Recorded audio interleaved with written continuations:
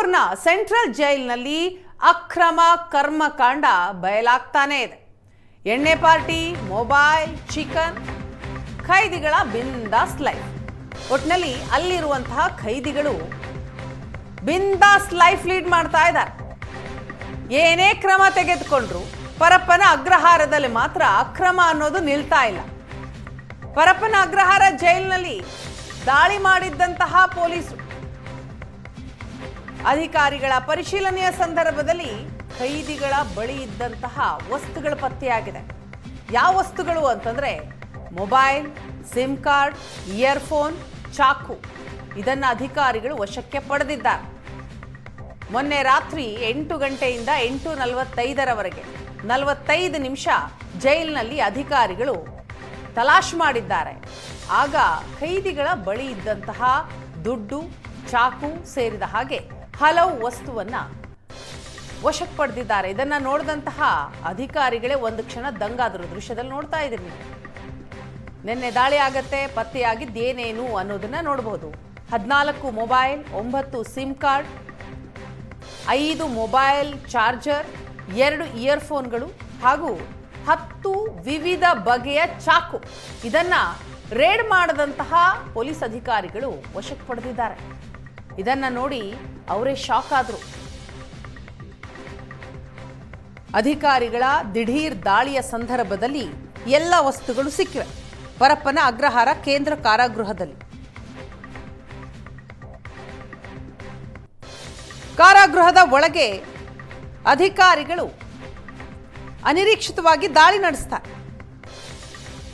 ಅಲ್ಲಿ ಖೈದಿಗಳು ಯಾವ ರೀತಿ ಲೈಫ್ ಲೀಡ್ ಮಾಡ್ತಾರೆ, ಏನೇನು ವಸ್ತುಗಳು ಜೈಲಿನ ಒಳಗಡೆ ಸಿಗುತ್ತೆ ಅನ್ನೋದು ಗೊತ್ತಾಗಿದೆ.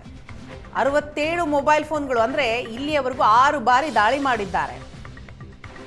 ಆ ಸಂದರ್ಭದಲ್ಲಿ 67 ಮೊಬೈಲ್ಗಳು ಸಿಕ್ಕಿವೆ, 14 ಚಾರ್ಜರ್ಗಳು, 48 ಸಿಮ್ ಕಾರ್ಡ್, 10 ಇಯರ್ಫೋನ್ಗಳು, 60,880 ರೂಪಾಯಿ ಹಣ, ಇನ್ನು ವಿವಿಧ ಬಗೆಯ ಆಯುಧ 10 ಪತ್ತೆಯಾಗಿದೆ.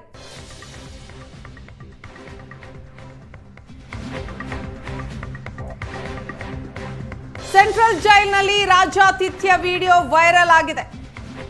ಎಣ್ಣೆ ಪಾರ್ಟಿ, ಮೊಬೈಲ್, ಚಿಕನ್ ಎಲ್ಲವೂ ಕೂಡ ಜೈಲಿನ ಒಳಗಡೆ ಖೈದಿಗಳಿಗೆ ಬಿಂದಾಸಾಗಿ ಸಿಗುತ್ತೆ. ಸರಣಿ ವಿಡಿಯೋ ವೈರಲ್ ಆದ ಬೆನ್ನಲ್ಲೇ ಈಗ ದಯಾನಂದ್ ಅವರನ್ನ ಎತ್ತಂಗಡಿ ಮಾಡಲಾಗಿದೆ. ಪೊಲೀಸ್ ತರಬೇತಿ ಇಲಾಖೆಗೆ ದಯಾನಂದ್ ವರ್ಗಾವಣೆಗೊಂಡಿದ್ದಾರೆ. ಅಲೋಕ್ ಕುಮಾರ್ ಕಾರಾಗೃಹ ಡಿಜಿಪಿ ಆಗಿ ನೇಮಕಗೊಂಡಿದ್ದಾರೆ. ಎಡಿಜಿಪಿಯಿಂದ ಡಿಜಿಪಿ ಆಗಿ ಸರ್ಕಾರ ಇವರಿಗೆ ಬಡ್ತಿಯನ್ನ ನೀಡಿದೆ. ಬರ್ತ್ಡೇ, ಖೈದಿಗಳ ಡ್ಯಾನ್ಸ್, ಜೈಲಿನಲ್ಲಿ ಮೊಬೈಲ್ ಪತ್ತೆ, ಹಲವು ಬಾರಿ ರೇಡ್ ಮಾಡಿದ್ರೂ ಕೂಡ ಅಲ್ಲಿನ ಕರ್ಮಕಾಂಡ ನಿಲ್ಲೋ ಹಾಗೆ ಕಾಣಿಸ್ತಾ ಇಲ್ಲ. ಪ್ರತಿ ಬಾರಿಯೂ ಕೂಡ ಕೆಲವೊಂದಿಷ್ಟು ವಸ್ತುಗಳನ್ನ, ಮೊಬೈಲ್, ಚಾರ್ಜರ್, ಚಾಕು ಇವೆಲ್ಲವನ್ನ ಅಧಿಕಾರಿಗಳು ವಶಕ್ಕೆ ಪಡಿತಾನೆ ಇದ್ದಾರೆ. 6 ಬಾರಿ ದಾಳಿ ನಡೆಸಿದ್ದಾರೆ. ಅಂಥದ್ರಲ್ಲಿ ಪ್ರತಿ ಬಾರಿ ದಾಳಿ ನಡೆದಂತಹ ಸಂದರ್ಭದಲ್ಲೂ ಕೆಲವೊಂದಿಷ್ಟು ವಸ್ತುಗಳು ಅಧಿಕಾರಿಗಳಿಗೆ ಸಿಕ್ಕಿದೆ. ಇದನ್ನ ಕಂಡ ಅಧಿಕಾರಿಗಳೇ ಶಾಕ್ ಆಗಿದ್ದಾರೆ. ಈಗ ಕ್ರಮ ಆಗಿದೆ, ದಯಾನಂದ್ ಅವರನ್ನ ಎತ್ತಂಗಡಿ ಮಾಡಲಾಗಿದೆ. ಈ ಬಗ್ಗೆ ಡೀಟೇಲ್ಸ್ ಕೊಡ್ತಾರೆ ನಮ್ಮ ಪ್ರತಿನಿಧಿ ಕಿರಣ್. ಇದೀಗ ನಮ್ಮ ಜೊತೆ ಸಂಪರ್ಕದಲ್ಲಿದ್ದಾರೆ. ಕಿರಣ್, ಏನೇ ಹೇಳಿದ್ರು ಏನೇ ಮಾಡಿದ್ರು ಕೂಡ ಸೆಂಟ್ರಲ್ ಜೈಲಿನ ಕರ್ಮಕಾಂಡ ನಿಲ್ಲೋ ಹಾಗೆ ಕಾಣಿಸ್ತಾ ಇಲ್ಲ. ಈಗ ಮೊನ್ನೆ ನಡೆದಂತಹ ದಾಳಿಯ ಅಲ್ಲೂ ಕೂಡ ಕೆಲವೊಂದಿಷ್ಟು ವಸ್ತುಗಳು, ಮೊಬೈಲ್ ಇರ್ಬೋದು, ಇಯರ್ಫೋನ್ ಇರ್ಬೋದು, ಇವೆಲ್ಲವೂ ಕೂಡ ಪತ್ತೆಯಾಗಿದೆ. ಎಲ್ಲಿಂದ ಬರುತ್ತೆ? ಜೈಲಿನ ಅಧಿಕಾರಿಗಳ ಒಂದು ಸಹಾಯ ಇಲ್ಲದೆ ಸಾಧ್ಯನೇ ಇಲ್ಲ ಅಲ್ವಾ? ಖಂಡಿತ ವೀಣಾ. ಬೆಂಗಳೂರಿನ ಹೊರವಲಯದಲ್ಲಿರ್ತಕ್ಕಂಥ ಪರಪ್ಪನಗರ ಜೈಲಿನಲ್ಲಿ ಸಾಕಷ್ಟು ಅವ್ಯವಹಾರಗಳು ನಡೀತಾ ಇರ್ತಕ್ಕಂಥದ್ದು, ಸಾಕಷ್ಟು ಕರ್ಮಕಾಂಡಗಳನ್ನ ನಿಯಂತ್ರಣ ಮಾಡೋದಕ್ಕೆ ಸಹ ಆಗ್ತಾ ಇಲ್ಲ. ಮುಖ್ಯವಾಗಿ ಏನಂದ್ರೆ ಎಂಟ್ರೆನ್ಸ್ ನಲ್ಲಿ ಇರ್ತಕ್ಕಂಥ KSIF ಅಂದ್ರೆ ಕೈಗಾರಿಕಾ ಪಡೆ ಸಿಬ್ಬಂದಿ ಏನಿದ್ದಾರೆ ಅವರ ಇನ್ವಾಲ್ವ್ಮೆಂಟ್ ಇಂದಲೇ ಸಹ ಒಳಗಡೆ ವಸ್ತುಗಳು ಹೋಗ್ತಾ ಇದಾವೆ ಅನ್ನೋದು ಗೊತ್ತಾಗಿರ್ತಕ್ಕಂಥದ್ದು. ಈ ಬಗ್ಗೆ ಸಹ ಬಂದಿಖಾನೆ ಅಧಿಕಾರಿಗಳು ಸಹ ಅವರಿಗೆ ನೋಟಿಸ್ ಕೊಟ್ಟು ವಿವರಣೆ ಕೇಳಿದ್ದಾರೆ. ಇಲ್ಲಿ ಮತ್ತೊಂದ್ ಕಡೆ ನಿನ್ನೆ ಒಂದು ಬೆಳವಣಿಗೆ ಆಗಿರ್ತಕ್ಕಂಥದ್ದು, ಅದರಲ್ಲಿ ಮುಖ್ಯವಾಗಿ ಅಲೋಕ್ ಕುಮಾರ್ ಏನಿದ್ದಾರೆ ಹಿರಿಯ IPS ಅಧಿಕಾರಿ ಆಗಿರ್ತಕ್ಕಂಥ ಅಲೋಕ್ ಕುಮಾರ್ ಅವ್ರಿಗೆ ಬಡ್ತಿಯನ್ನ 1 ವರ್ಷದಿಂದ ತಡೆ ಹಿಡಿಯಲಾಗಿತ್ತು. ಈಗ ಅಧಿಕಾರಿ ಅಲ್ಲಿ ತನಿಖೆ ಹೆಸರೇಳಿ ಅವ್ರಿಗೆ ಮುಂಬಡ್ತಿ ಕೊಡದಲ್ಲೇ ಸಹ ಹೋಲ್ಡ್ ಮಾಡಿದ್ರು ಸರ್ಕಾರ. ಈಗ ಮುಂಬಡ್ತಿ ಕೊಟ್ಟು ಕಾರಾಗೃಹದ DGP ಆಗಿ ಅವರನ್ನ ನೇಮಕ ಮಾಡಲಾಗಿದೆ. ಇಲ್ಲಿ ಯಾವಾಗ ಚಿನ್ನಸ್ವಾಮಿಯ ಕಾಲ್ತುಳಿತ ಆಗುತ್ತೆ, ದಯಾನಂದ್ ಅವರನ್ನ ಸಸ್ಪೆಂಡ್ ಮಾಡಿ ನಂತರ ರಿವೋಕ್ ಮಾಡಿ ಅವರನ್ನ ಕಾರಾಗೃಹ ADGP ಆಗಿ ನೇಮಕ ಮಾಡ್ತಾರೆ. ಅವ ನೇಮಕ ಆದ ತಕ್ಷಣ ಅಲ್ಲಿಂದ ಸ್ಟಾರ್ಟ್ ಆಗುತ್ತೆ. ಅಲ್ಲಿ ಮುಖ್ಯವಾಗಿ ವಿಡಿಯೋಗಳು ವೈರಲ್ ಆಗ್ತಕ್ಕಂಥದ್ದು, ದರ್ಶನ್ ಪ್ರಕರಣ ಆಗಿರ್ಬೋದು, ರೇಣುಕಾಸ್ವಾಮಿ ಕೊಲೆ ಮಾಡಿ ದರ್ಶನ್ ಒಳಗಡೆ ಸೇರಿರ್ತಾರೆ. ಆ ನಂತರ ಜೈಲಿನಲ್ಲಿ ಸಾಕಷ್ಟು ಫೆಸಿಲಿಟಿಗಳನ್ನ ಕೊಡ್ತಾ ಇಲ್ಲ ಅಂತ ಹೇಳಿ ದರ್ಶನ್ ವಕೀಲರು ಕೋರ್ಟ್ ಮೊರೆ ಹೋಗ್ತಾರೆ. ಇದು ವಾದ ವಿವಾದ ನಡೀತಾ ಇರುತ್ತೆ. ಈ ನಡುವೆ ಆರೋಪಿ ಉಮೇಶ್ ರೆಡ್ಡಿ ಆಗಿರ್ಬೋದು, ಟೆರರಿಸ್ಟ್ ಗಳಾಗಿರ್ಬೋದು, ಕೈದಿಗಳು ಮೊಬೈಲ್ ಯೂಸ್ ಮಾಡ್ತಕ್ಕಂತ ಪ್ರಕರಣಗಳು, ಮತ್ತೆ ಡ್ಯಾನ್ಸ್ ಮಾಡ್ತಕ್ಕಂಥದ್ದು, ಎಣ್ಣೆ ಪಾರ್ಟಿ ಮಾಡ್ತಕ್ಕಂಥದ್ದು, ಈ ರೀತಿ ವಿಡಿಯೋಗಳು ಜೈಲಿನಿಂದ ಹೊರಗಡೆ ಬರೋದಕ್ಕೆ ಸ್ಟಾರ್ಟ್ ಆಗುತ್ತೆ. ಇದೆಲ್ಲವನ್ನ ಗಮನಿಸಿದಂತ ಹೋಮ್ ಮಿನಿಸ್ಟ್ರೇ ಸಹ ಇಡೀ ರಾಜ್ಯದಾದ್ಯಂತ ಇರ್ತಕ್ಕಂತ ಜೈಲಧಿಕಾರಿಗಳನ್ನ ಕರೆಸಿ ಮೀಟಿಂಗ್ ಮಾಡ್ತಾರೆ. ಈ ನಡುವೆ ದಯಾನಂದ್ ಫಾರಿನ್ ಟ್ರಿಪ್ ನಲ್ಲಿ ಇರ್ತಾರೆ. ಅವ್ರು ಬರೋ ವೇಳೆಗೆ ಇದು ಮೀಟಿಂಗ್ ನಡೆದಿರುತ್ತೆ, ಇದೆಲ್ಲ ನಡೆಯುತ್ತೆ. ಈ ನಡುವೆ ದಯಾನಂದ್ನ ನಿನ್ನೆ ಏಕಾಏಕಿ ಎತ್ತಂಗಡಿ ಮಾಡಿರ್ತಕ್ಕಂಥದ್ದು.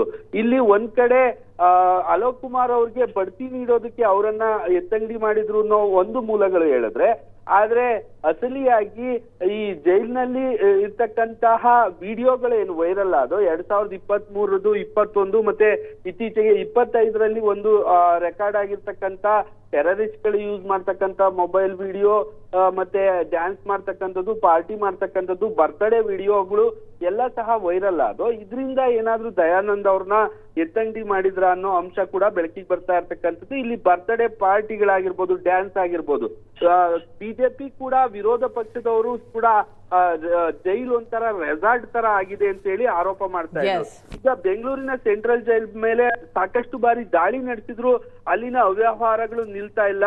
ಪರಪ್ನಗರ ಪೊಲೀಸ್ ಠಾಣೆಯಲ್ಲಿ ಸಾಕಷ್ಟು 4-5 ಪ್ರಕರಣಗಳಾಗಿದ್ದಾವೆ. ಅದ್ರ ಬಗ್ಗೆ ಸಹ ತನಿಖೆ ನಡೆಸ್ತಾ ಇದೆ. CCB ರೈಡ್ ಮಾಡಿದ್ರು. ಈಗ ಜೈಲಧಿಕಾರಿ ಸೂಪರ್ಡೆಂಟ್ ಆಗಿರ್ತಕ್ಕಂಥ ಅಂಶು ಕುಮಾರೇ ರೈಡ್ ಮಾಡಿದ್ರು ಸಹ ನಿಲ್ತಾ ಇಲ್ಲ. ನಿನ್ನೆ ರೈಡ್ ಮಾಡಿದ ಸಂದರ್ಭದಲ್ಲಿ 14 ಮೊಬೈಲು, 9 ಸಿಮ್ಮು, 5 ಮೊಬೈಲ್ಗಳು, ಮೊಬೈಲ್ ಚಾರ್ಜರ್ಗಳು, 2 ಇಯರ್ಫೋನ್, 10 ವಿವಿಧ ಬಗೆಯ ಚಾಕುಗಳು ಪತ್ತೆಯಾಗಿದೆ. ಒಟ್ಟು ಇದುವರೆಗೂ ಸಹ 6 ಬಾರಿ ದಾಳಿ ಮಾಡಲಾಗಿರ್ತಕ್ಕಂಥದ್ದು ಜೈಲಿನ ಮೇಲೆ. 67 ಮೊಬೈಲ್ಗಳು ಪತ್ತೆಯಾಗಿವೆ, 14 ಚಾರ್ಜರ್ಗಳು, 48 ಸಿಮ್ಗಳು, ಈ ರೀತಿ ಪತ್ತೆ ಆಗ್ತಲೇ ಇದೆ. ಇದರಲ್ಲಿ ಸಿಬ್ಬಂದಿ ಕೈವಾಡ ಇರ್ತಕ್ಕಂಥದ್ದು ಗೊತ್ತಾಗ್ತಾ ಇರ್ತಕ್ಕಂಥದ್ದು. ತನಿಖೆ ಮುಂದುವರೆದಿದೆ. ADGP ಹಿತೇಂದ್ರ ಅವರ ನೇತೃತ್ವದಲ್ಲಿ ಒಂದು ಕಮಿಟಿಯನ್ನ ಸಹ ನೇಮಿಸಲಾಗಿರ್ತಕ್ಕಂಥದ್ದು. ಅವರು ಕೂಡ ತನಿಖೆಯನ್ನ ನಡೆಸ್ತಾ ಇದ್ದಾರೆ. Veena, thank you Kiran.